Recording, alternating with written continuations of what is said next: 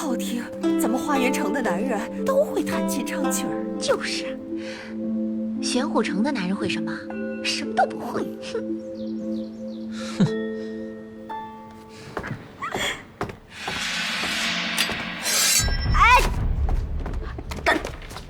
啊！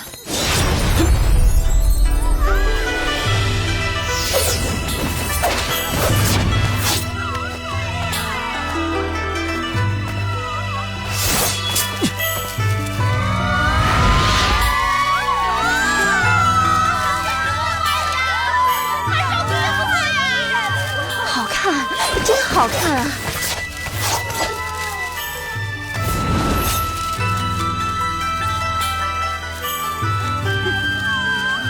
可惜呀，居然患有心疾，时不时的分泌。我看这三公主就是在刁难人家。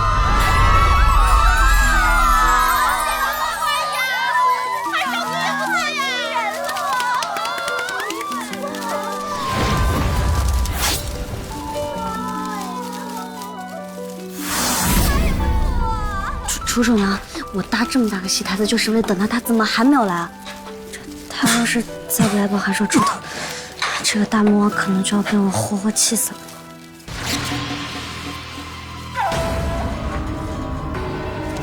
小心！啊！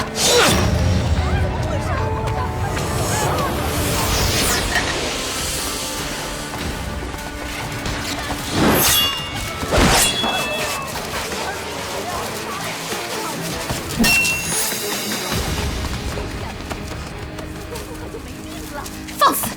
竟敢对芊芊刀剑相向！阿哥，阿姐，你误会了，这是我逼他的。阿姐，你应该听他请了，你应该骂我、斥责我呀！你本来就应该美救英雄，怎么还打起？少君二郡主啊！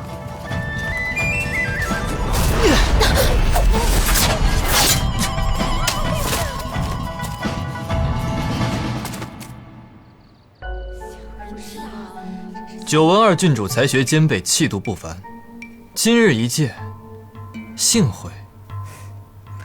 少君请自重。你们在做什么？姐，堂堂玄虎城少君，我逼他与越人比试，是不是很过分？想不想骂我？想不想抽我？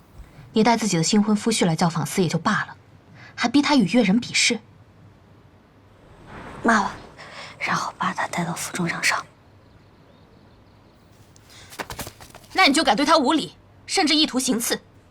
看来你们玄虎的男人不懂夫德，需要好好教导。哼。